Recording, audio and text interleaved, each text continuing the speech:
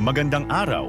Sa video na ito, tatalakayin natin ang buod ng ika-26 na kabanata ng El Filibusterismo ni Dr. Jose Rizal na may pamagat na Mga Paskil. Pag-aaralan din natin ang mga mahahalagang pangyayari, tauhan, tagpuan, talasalitaan, at aral, mensahe o implikasyon na matatagpuan sa kabanatang ito. Simulan na natin. Maagang nagising si Basilio upang dalawin ang kanyang mga pasyente sa ospital at asikasuhin ang kanyang lisensyatura sa pamantasan. Plano rin niyang kausapin si Makaraig upang humiram ng pera dahil sa nagastos niya sa pagtubos kay Julie at sa pagpapabahay sa kanyang pamilya. Habang naglalakad, hindi niya napansin ang kakaibang kilos ng mga estudyante na tila takot at nag-uusap ng pabulong.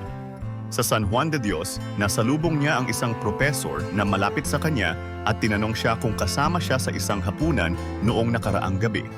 Napagtanto ni Basilio na may malalang nangyari kaya't pinayuhan siya ng propesor na umuwi agad at sirain ang anumang dokumentong maaaring makapagpahamak sa kanya.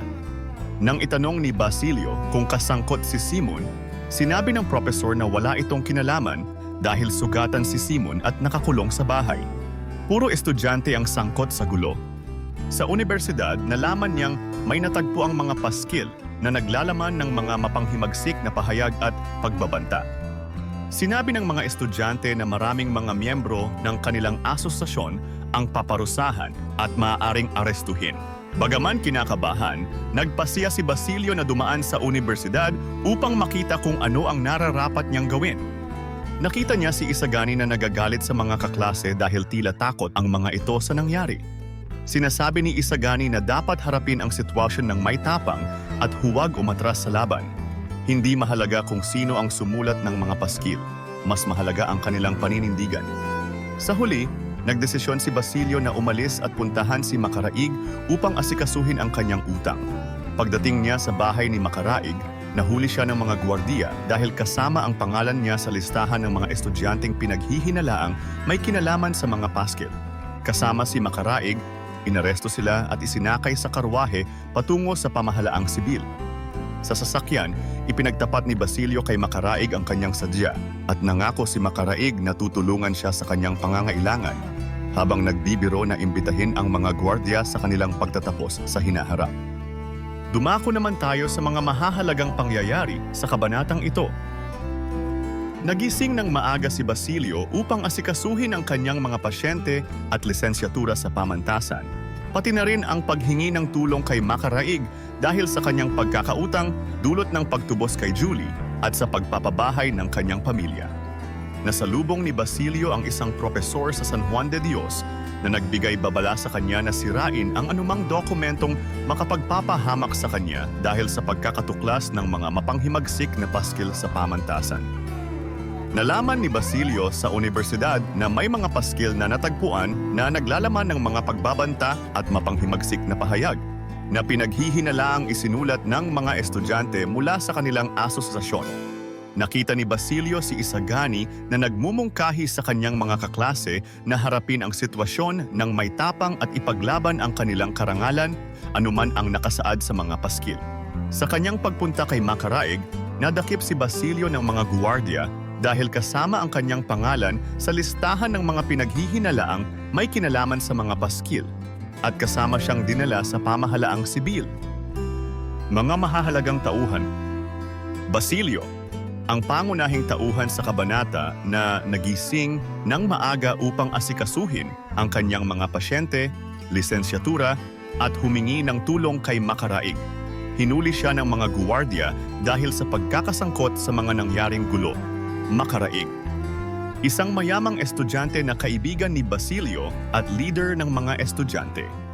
Siya ay inaresto kasama si Basilio dahil sa pagkakasangkot sa mga controversial na paskil.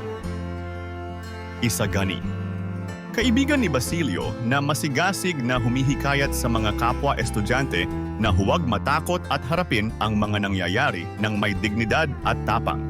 Tadeo, isang estudyante na masaya dahil sa suspension ng klase at nagpakita ng kawalang malasakit sa nangyaring kaguluhan.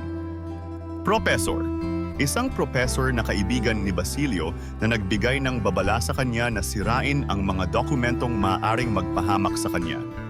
Juanito Pelaez, isang estudyante na takot sa nangyari at paulit-ulit na itinatanggi ang kanyang kaugnayan sa asosasyon ng mga estudyante. Dumako naman tayo sa tagpuan ng kabanata. Ang mga tagpuan sa kabanatang ito ay nagsisimula sa San Juan de Dios Hospital, kung saan unang nagtungo si Basilio upang bisitahin ang kanyang mga pasyente.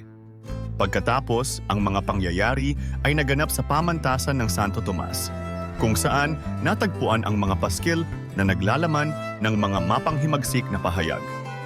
Ang huling tagpuan ay sa bahay ni Macaraig, kung saan nagtungo si Basilio upang humiram ng pera.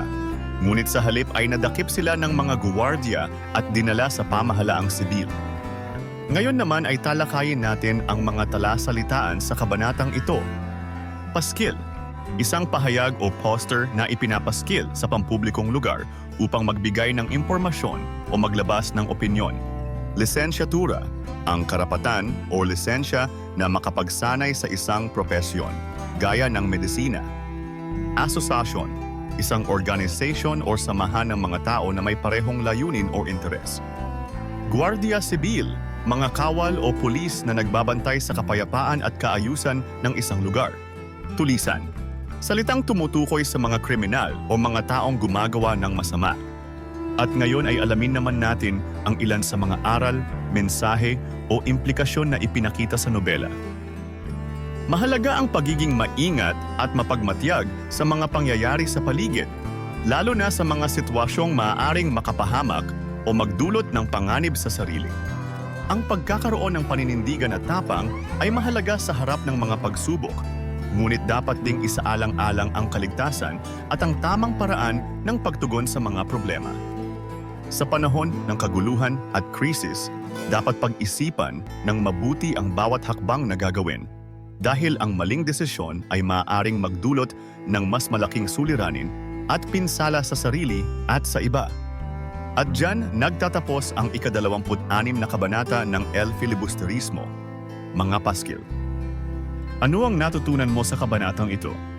I-comment mo na ang iyong sagot. Inaanyayahan ka din namin na i-like, subscribe at i-click ang notification bell para lagi kang updated sa mga susunod naming videos. Hanggang sa muli, maraming salamat sa panonood.